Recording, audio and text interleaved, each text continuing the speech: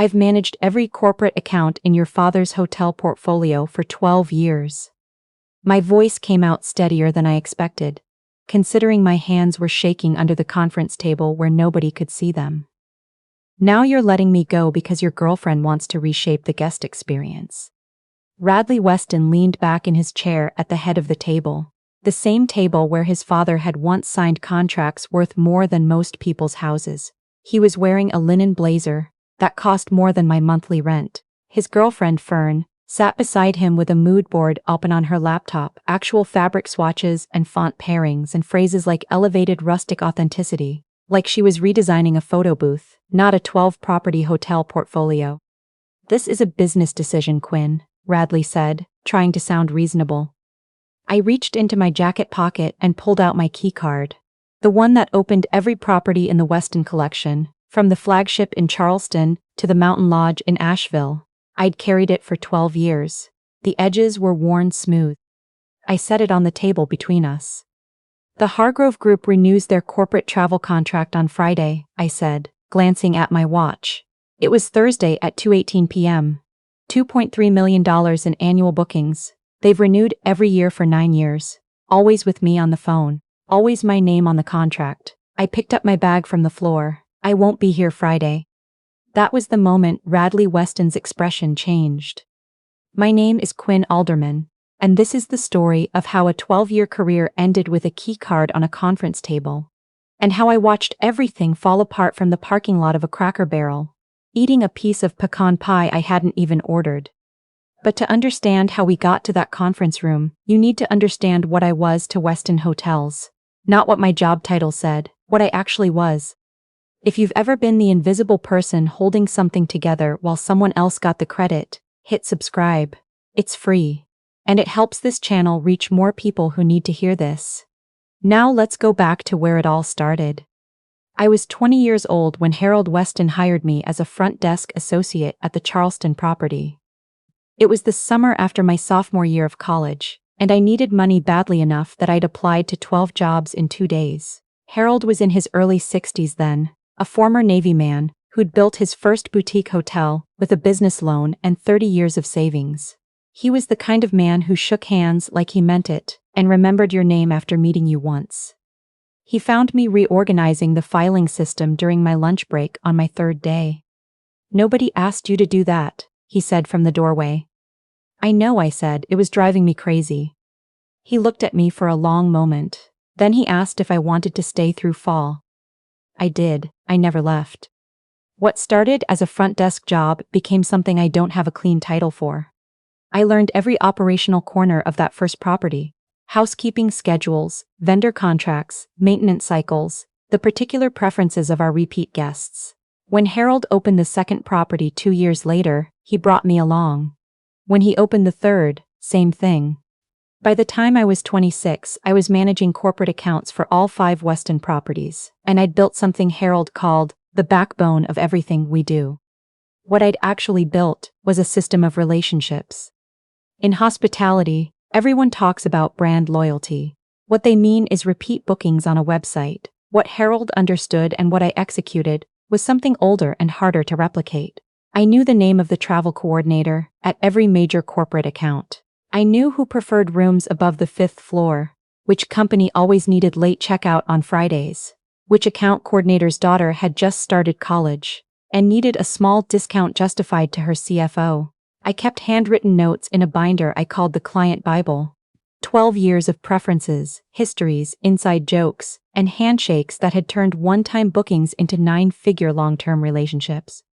The Hargrove Group alone had booked over $18 million in cumulative stays across the portfolio.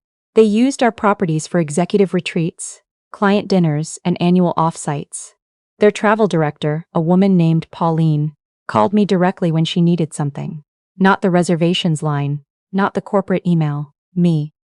That was true of 11 of our top 15 accounts. Harold knew this. He protected it. When consultants came in suggesting we modernize the accounts process and move everything into a centralized CRM, Harold thanked them for their time and showed them the door. "The relationship is the product," he told me once. During a late night at the Charleston property, when a water main had burst and we were rerouting guests at midnight. "You're not just a manager, Quinn, you're a promise." I took that seriously, maybe too seriously. By the time I was 32, I had no social life worth mentioning. My apartment was a 15-minute drive from the flagship, and most days I didn't make it home before 9. I'd had one real relationship in 6 years. A civil engineer named Troy who lasted 14 months before he told me gently that he felt like he was dating my voicemail. I came in on Saturdays. I answered emails on Christmas morning. I flew to Denver once to personally apologize to a client whose blocked rooms had been accidentally released during a system migration because Harold said the account was too important to handle by phone, and I was the only person the client trusted enough to hear an apology from. I wasn't resentful about any of it. That's the part I keep coming back to. I genuinely loved the work. I loved the complexity of it. The way a single good decision at 6 in the morning could ripple into 20 smooth check-ins by noon. I loved that Harold trusted me completely, that he never once asked me to justify an instinct. He just said, "Handle it," and I did.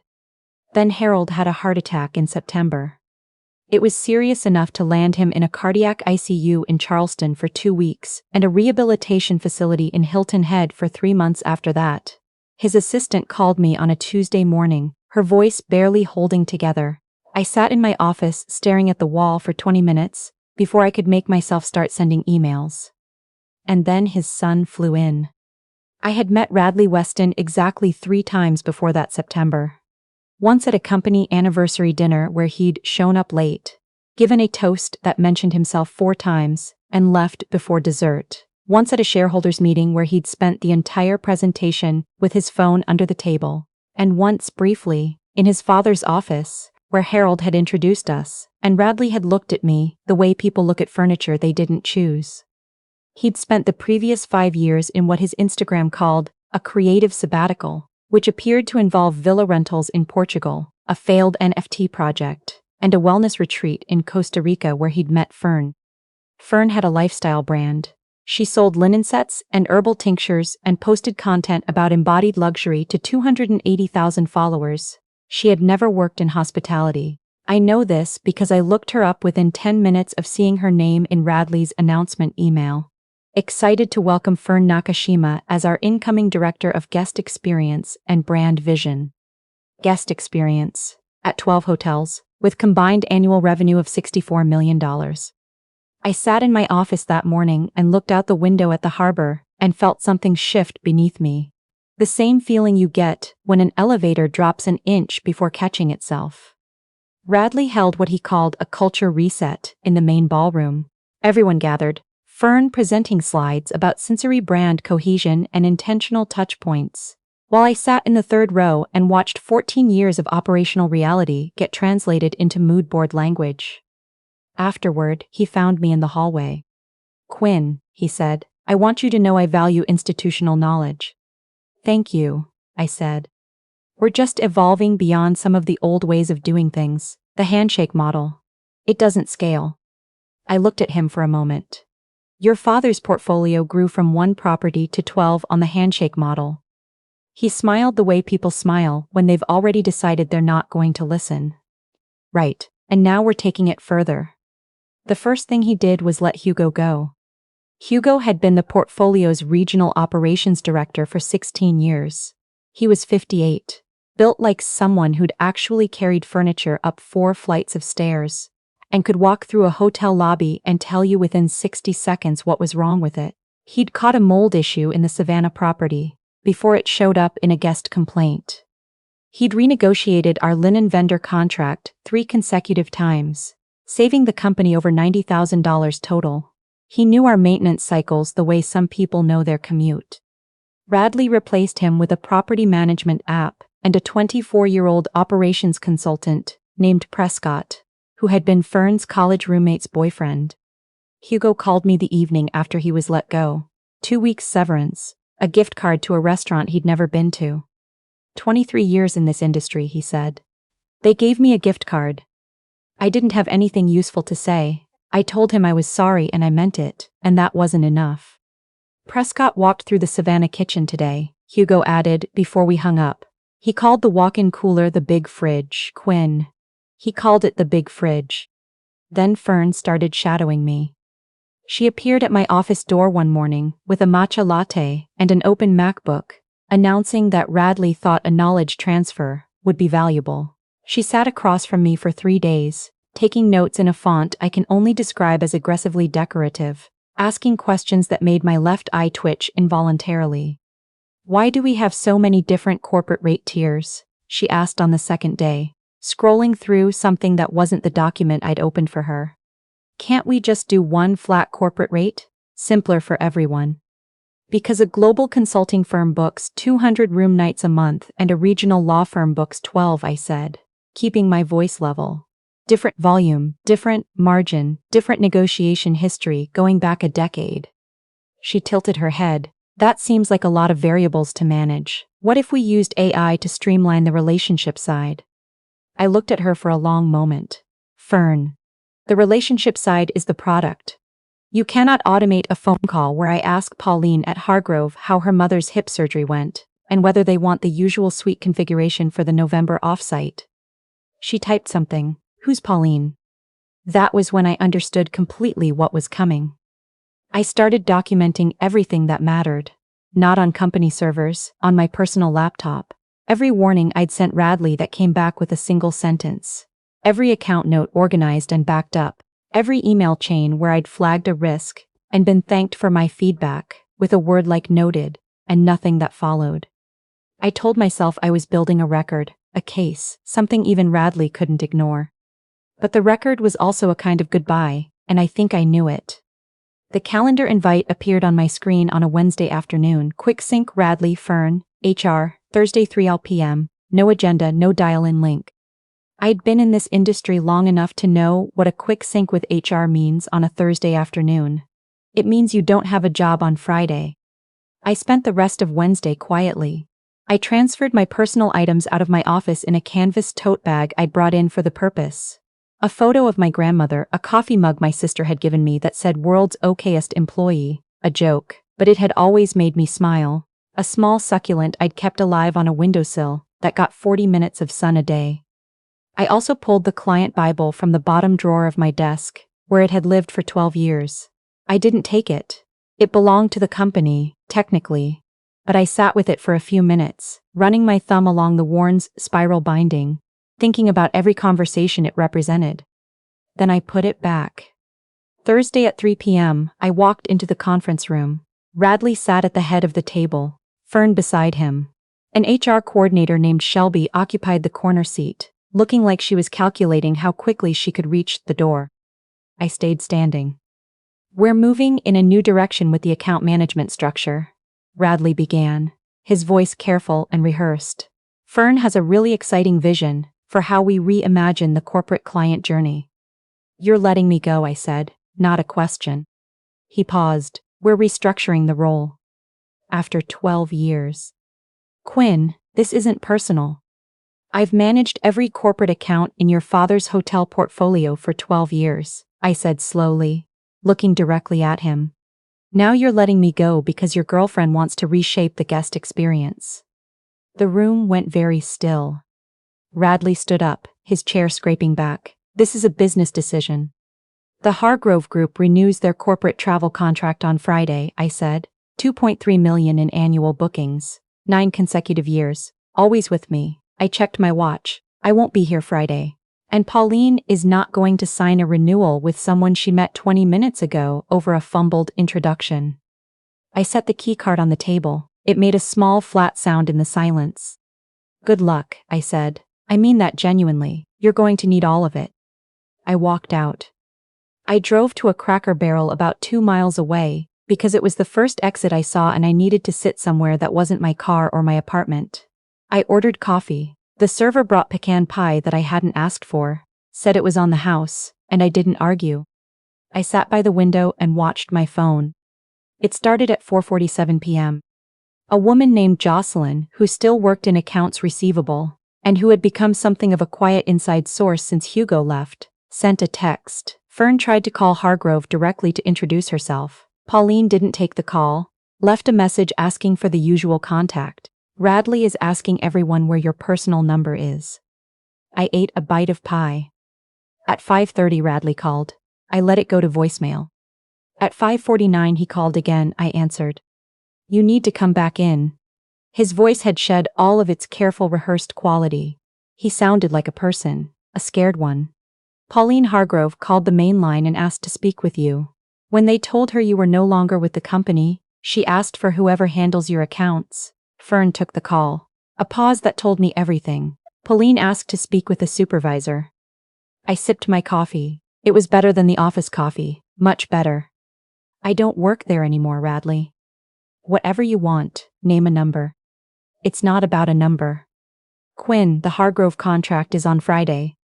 I know. I negotiated it, both times. I kept my voice level. Pauline isn't going to sign a renewal with someone she met 10 minutes ago over a fumbled phone call. That's not how 12 years of relationship works. She's going to call me, and I'm going to tell her I left, and she's going to ask why, and I'm going to tell her the truth. Long silence. What do you want, Smaller now? Genuinely asking. What I wanted was to say something final and devastating, something that would make him understand the full weight of what he'd casually destroyed. But, sitting in that Cracker Barrel with the pie going cold beside me, I realized I didn't have the energy for it. I was just tired. Call your father, I said quietly. Tell him what you did, not a version of it, what you actually did. I hung up. Harold called me that evening. His voice sounded thinner than I remembered, the way voices do after a hospital stay, like something had been carefully taken out. Quinn, he said, I'm so sorry. We talked for almost an hour. He apologized 3 times, and I accepted all 3. He told me he'd been receiving sanitized updates from Hilton Head, trusting that Radley would find his footing. He hadn't known about Hugo until that afternoon. He hadn't known about any of it, really. Come back, he said. Whatever terms you want. I can't, I said. I meant it, and it still costs something to say. Then help me fix it. I thought about the 12 accounts I knew personally. The ones built over years of returned calls and remembered details and middle-of-the-night problem-solving. I thought about the housekeeping supervisors and front desk managers who'd been at those properties longer than Radley had been in the country. In your office, I said. The credenza behind your desk, bottom drawer, left side. There's a manila folder labeled Account Notes. Personal.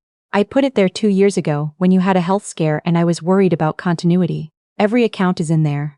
Every contact name, every preference, every renewal history. Everything I know about all of them. Quiet on his end. You prepared for this.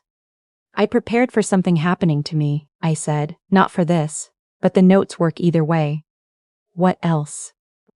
Bring Hugo back, today if you can. He'll come if you call him directly. He loves those properties. He won't admit it, but he does. I paused. And Radley can't be in charge of operations. He doesn't know what operations means. Harold made a sound somewhere between a laugh and a long exhale. I know. I'm sorry this happened, I said. So am I, Quinn, he stopped. You were the best hire I ever made. I started at a competitor 3 weeks later.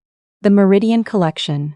14 properties up the eastern seaboard, privately owned, looking for someone to rebuild their corporate accounts division from scratch.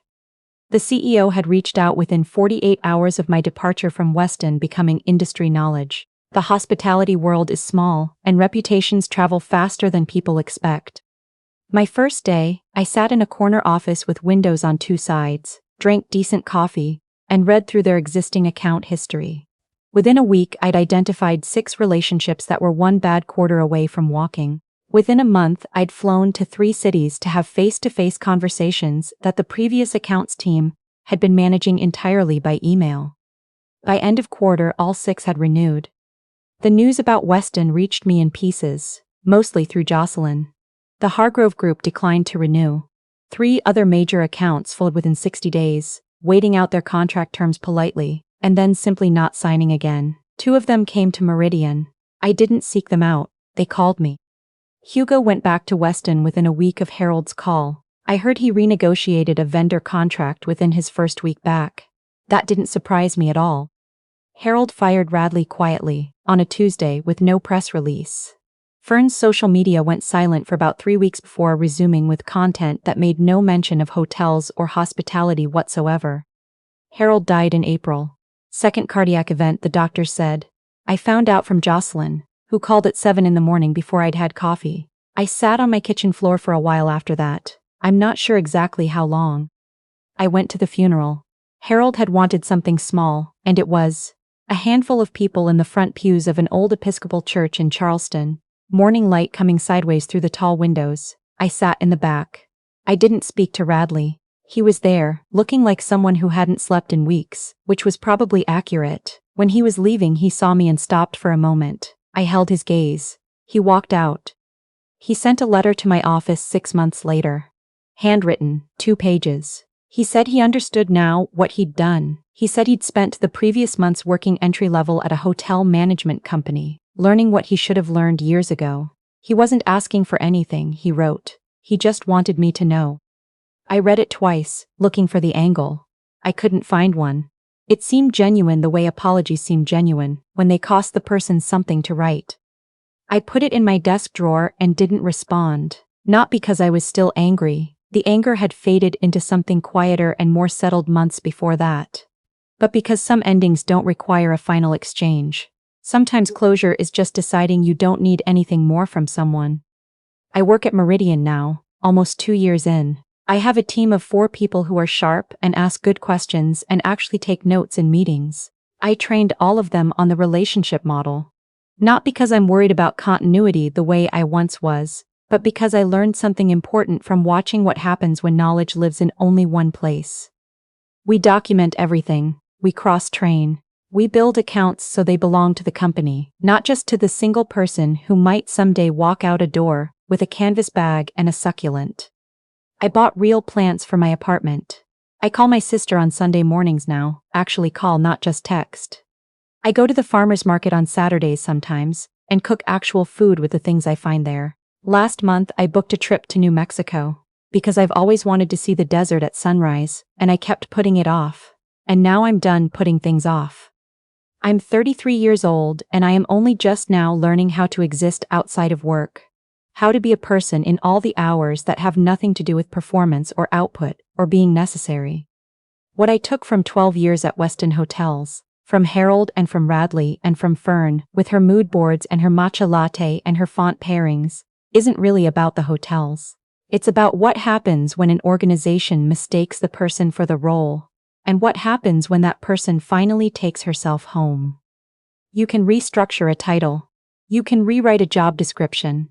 You can replace someone's keycard and reassign their parking space, and rebrand the whole operation with a new director of whatever sensory experience means this quarter.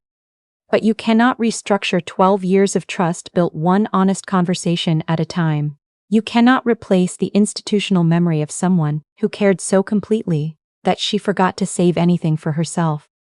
And when you are lucky enough to have someone like that inside the thing you're building, the only intelligent response is to protect them, like they're the foundation.